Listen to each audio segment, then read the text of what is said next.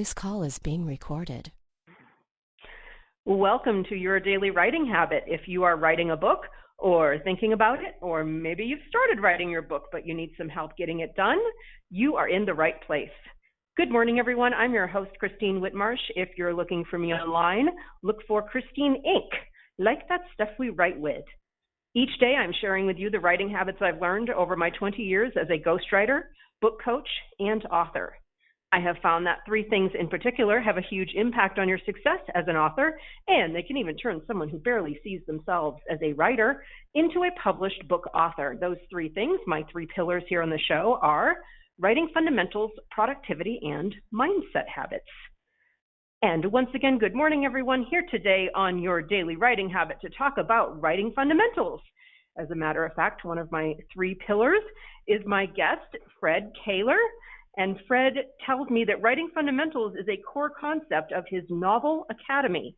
He and his team interviewed hundreds of authors, editors, agents, and booksellers to identify the most critical elements of the craft of writing for publishing success, and then built their curriculum around it. Here's a little bit more about Fred.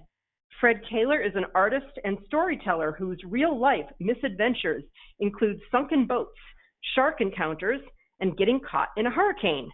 Whether freediving in the Gulf of Mexico or backpacking across Africa, Fred's sense of adventure and awe of nature overflow into his stories. He won a Boston Globe Horn Book Honor Award for his illustrations for One Day, The End, and has earned numerous starred reviews for his writing and artwork. Fred is passionate about encouraging creatives, promoting justice, and conserving our environment. Fred lives in Florida with his wife, kids, and a rescue dog named Cheerio Muttface McChubbybutt. His company, so great. His company, Ready Chapter 1, teaches writers to make their stories unstoppable. Welcome, Fred. Thank you for being here. Yes, thank you so much for having me. Oh, my goodness. It's wonderful to be on your podcast. This is so great. I just love every part of your bio, so I don't even know where to go with that. Like the dog, you were just telling me off the air before. So the reason that your dog's name is Cheerio Muttface McChubbybutt, the simple answer is you have kids, and that's how they. See, I don't have kids. That's what they name dogs. Is this what kids do? This is what kids do. Yes. It's really funny. So tell me about what I assume is your business, because I've got a little bit Novel Academy, or your business is the Ready Chapter 1 Academy. Is that correct?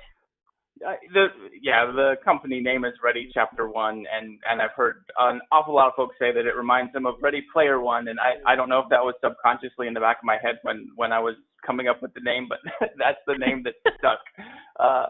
So there we have it, and it's eventually, hopefully, maybe one day a business, but for right now, really, like what I did was just built something for my writers group, because our writers group went dark with COVID, my local group, and and so we had been meeting and everybody had been making progress and all this fun success, and then all of a sudden it's like, oh yeah, you can't meet anywhere. You can't meet, not at Panera, not at the library, nowhere. And so I didn't want to kind of leave my folks hanging, which is why I started just asking them, hey, what do you need? What would be helpful for you?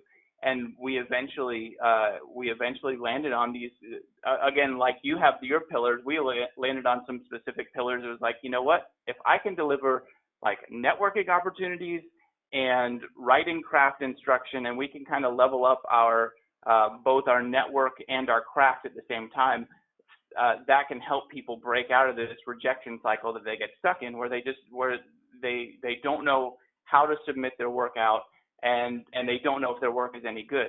And so really that was the whole idea, was let's see if we can build something that'll solve those problems in the midst of a global pandemic. That is awesome. And I can relate to what you're saying, because I had what used to be an in-person group called Writers Club Live. I know many of my former members listen to the show here. Hello, everybody in Writers Club Live. And we had to do the same thing. We had to go virtual. So it went from in-person meetings, I also lived in Florida at the time, to Zoom ones. I mean, for me, co-working seemed to be the most popular aspect of ours. So kind of a similar story there. And so tell me, who are the main people that you serve with your business? I'm going to keep calling it a business. Sure. Yeah. So basically, sure. It's serious writers who are interested in that traditional publishing track. So that's literally like we're cool.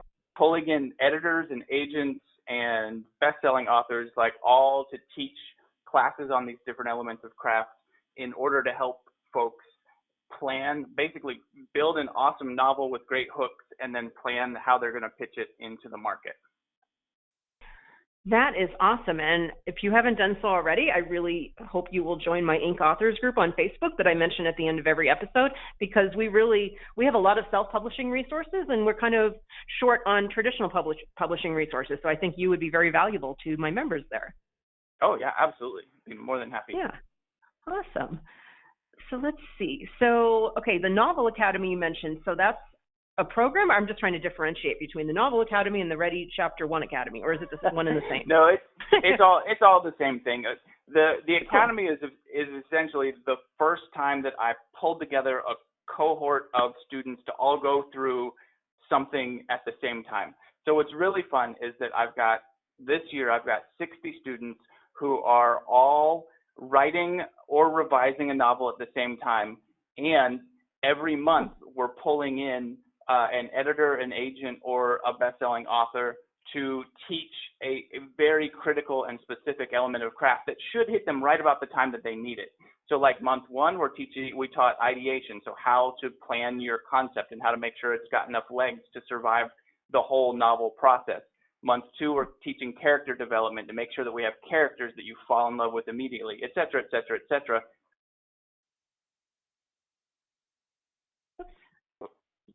Are you still there? Yep. Yeah, it's all right. It's live radio, kind of. Yeah, all good.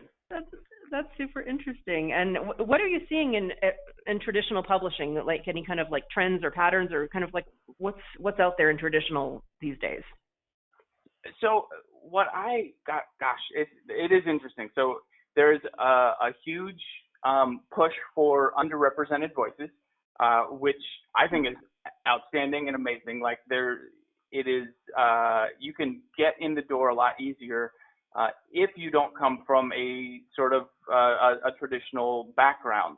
And I don't think that necessarily just means like ethnicity or whatever like that. I think that can come from any number of different backgrounds. So, I may not fit the traditionally underrepresented group because I'm a white male who is, middle-aged white male. But my background includes growing up extremely poor. So when I talk about that and I use that as part of my pitch, it does open up a lot of doors, because that's also a set of voices that don't necessarily always have a lot of success in publishing.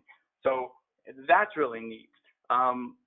It's interesting that we're seeing the pendulum swing back towards some like opportunities for like vampire and werewolf love stories and stuff like that, because after Twilight, nobody wanted it. Like, you'd go to conferences and all the editors and the agents, they would say, please don't send me any vampire romance. We're so fed up with vampire romance. And now the pendulum has kind of swung back the other way, and you're like, I think we'd like to see some more vampire romance. So that's really that's interesting. This is why this is why I like asking, because I mainly deal with self-publishing, in that world. So it's always interesting to find out what's going on kind of like the other side of the fence, so to speak. I love hearing that about underrepresented voices. That's so important. So I'm really happy to hear that. Good. Yeah, and lastly, I would say to what's kind of popular and trending right now is just contemporary narrative. So anything that is an unexpected story that is set in the here and now, so that people can really identify with. I think there's been enough nonsense going on in the world, and enough scary things that almost feels apocalyptic at times, that people are ready for they're ready for something normal. And if we can deliver that in the form of fiction, it helps people. Yeah, something normal in abnormal times. That's really cool. Exactly. Yeah. So you mentioned to me, I think in one of your emails to me, how you and your team have interviewed hundreds of authors, editors, agents, and booksellers to identify kind of like the critical writing fundamental elements. So what were your main writing fundamentals takeaways from all of those interviews with publishing industry professionals? Okay, so I'm glad that you asked that, and I'm going to have to pull this up real quick on Good. Oh, I'm because sure it was I'm sure there's like tons yeah. of data. Yeah. There's so much data.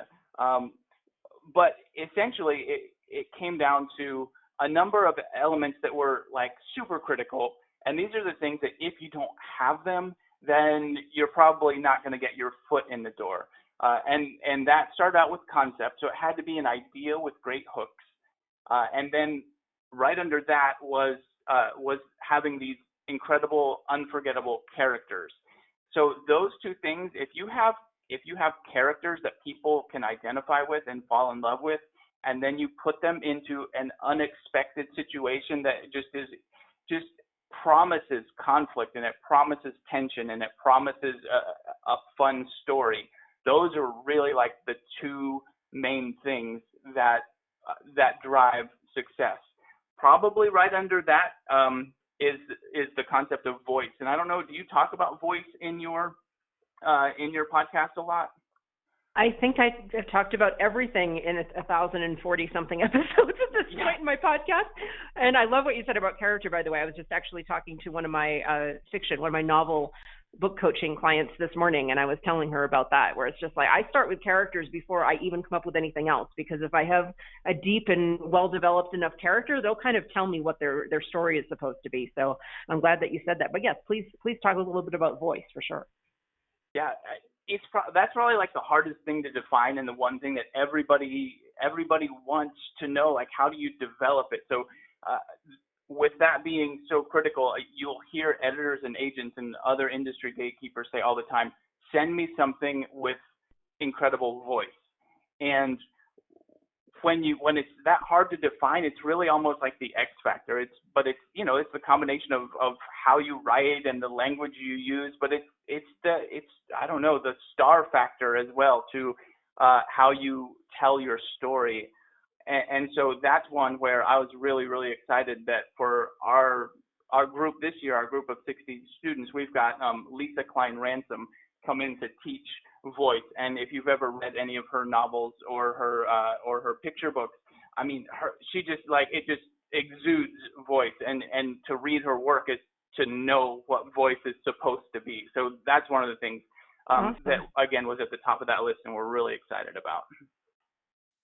That is so cool. And do you have this list or this data published on your website? Remind me. I did explore your website. I'm just trying to remember how you published this information, or if you did. No, I did not publish it. It's kind of, well, there's some of it that's done through survey, and then some of it that was just kind of one-on-one conversation. So I've got, it's some of it is in spreadsheets and some of it is floating around in my brain. I'm such a science person and math and all. I'm just like, oh my gosh, spreadsheets about writing. So exciting. Oh, yeah. That sounds glorious to me. So that's really cool. And of course, because of the nature and theme of the show, where do habits come into play in your work? Not just writing fundamentals habits, but any other habits that you find valuable as a professional creative? Yeah, absolutely. So success in any creative field, and just about any field, really does come down to discipline.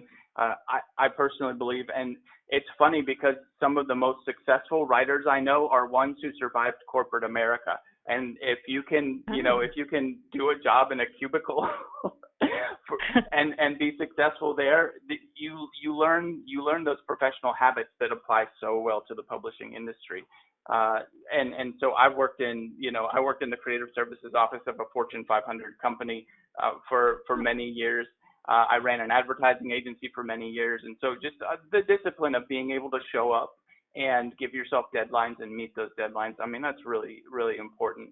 And even though I've had to work a day job, I think I got to be like a entrepreneur / writer all by myself with no other income for maybe like 3 years, and until my kids needed braces and the money ran out. But braces are expensive. Yes.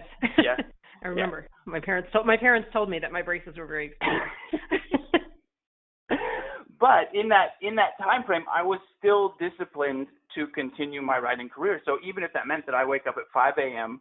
and I'm out the door by 5:15 so that I can get to some place and get in an hour and a half of writing before the day job starts, like that discipline has to be baked into your habit. And I guess you've heard the acronym BIC, butt in chair, right? Mm-hmm.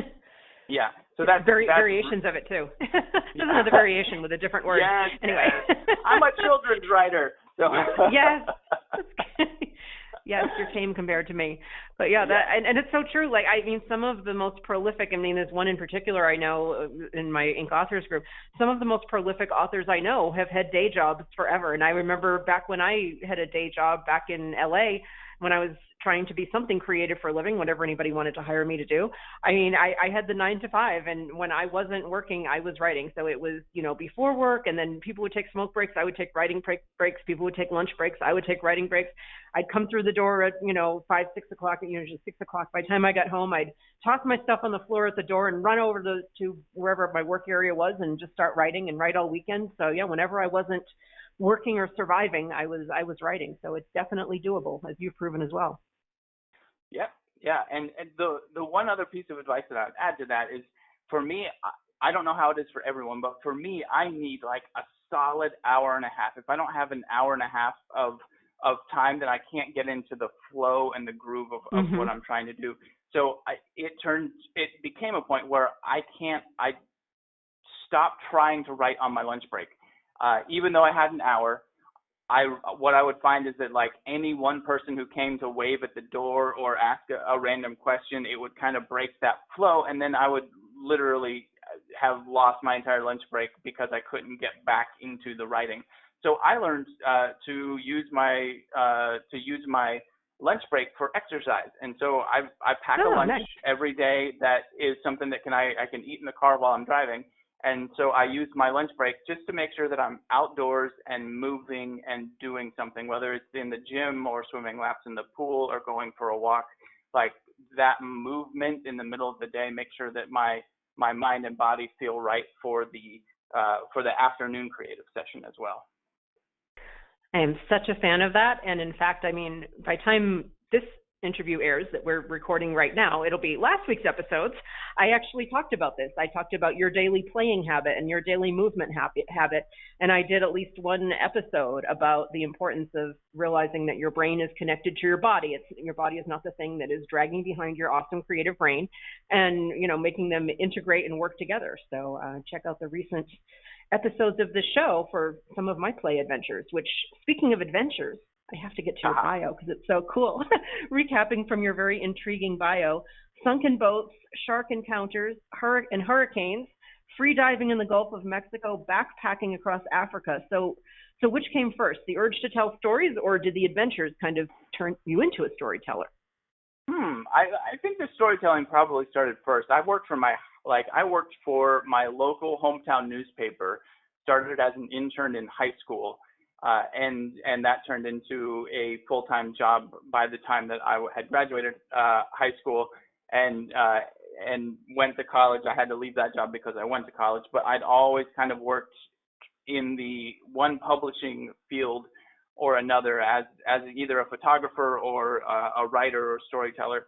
So that kind of has always been baked in. But I guess maybe the adventure started earlier than that, though, because as early as I can remember, I've always been fascinated by the possibility of what's out there in the world, and the curiosity and the sense of wonder that comes when you go someplace that's never been gone to before, or you see something that you've never seen before. I've got a million stories of just these incredible moments that I've gotten to have simply because I was the one person willing to go out there and do it.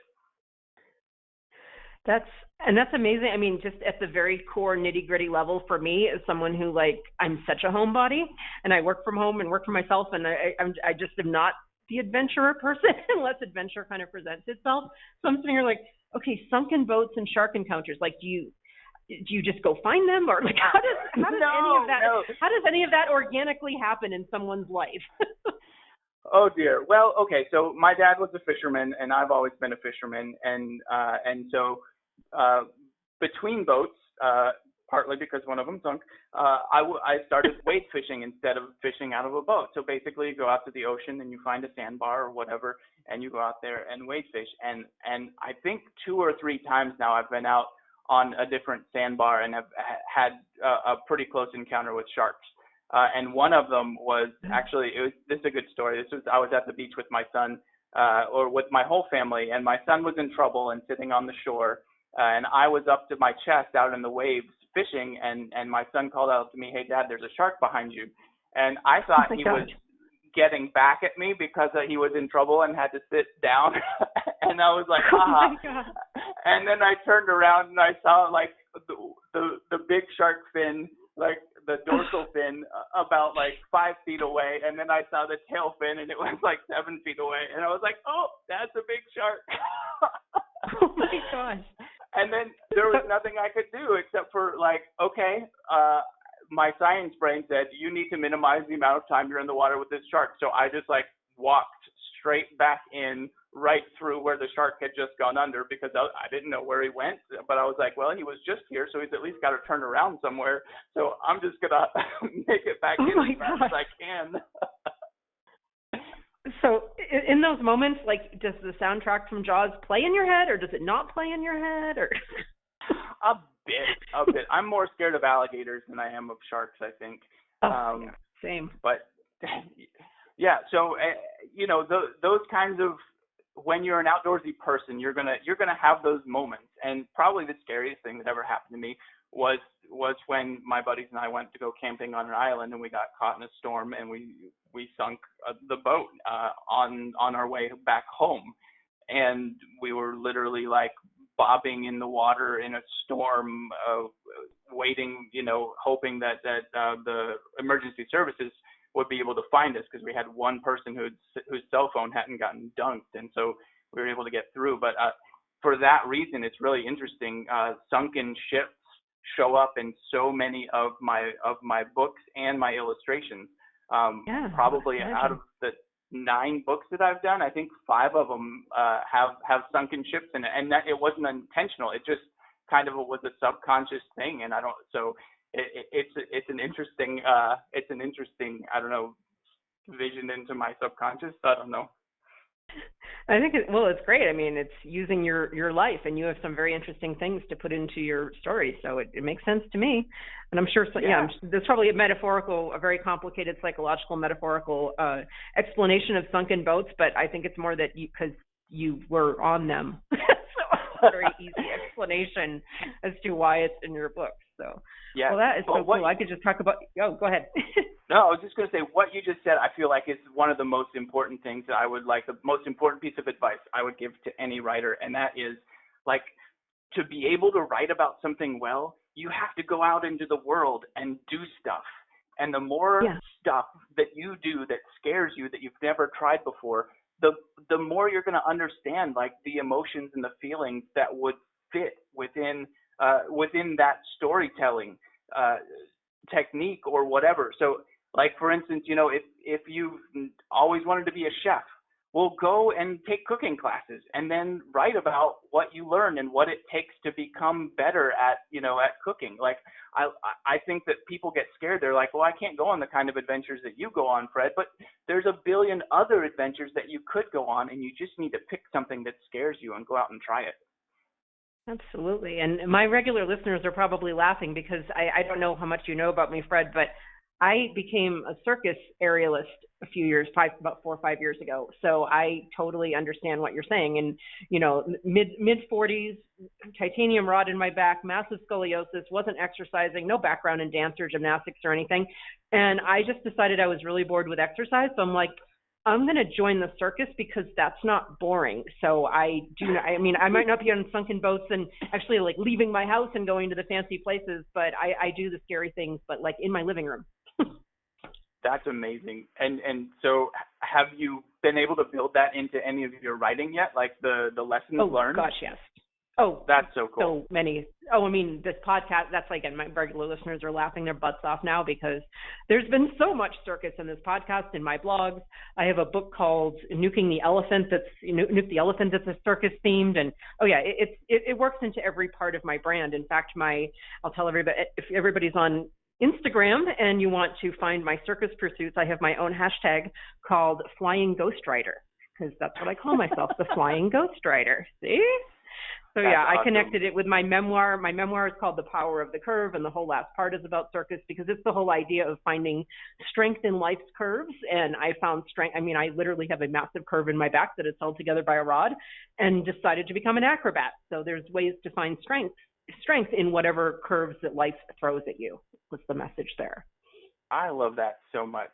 That's so good. So this is great. I mean, your adventure stuff to me just sounds so fascinating, but I'm sure my stuff sounds fascinating to others. It just depends on if your idea of fascination is staying home or leaving home, I think. Exactly. Yeah.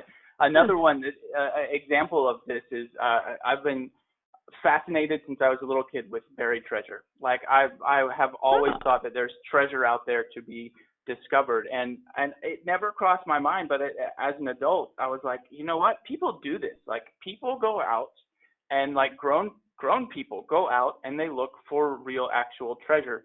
And so I started researching, and I found that there were all of these an entire fleet of treasure ships that sunk off the coast of Florida in the 1700s.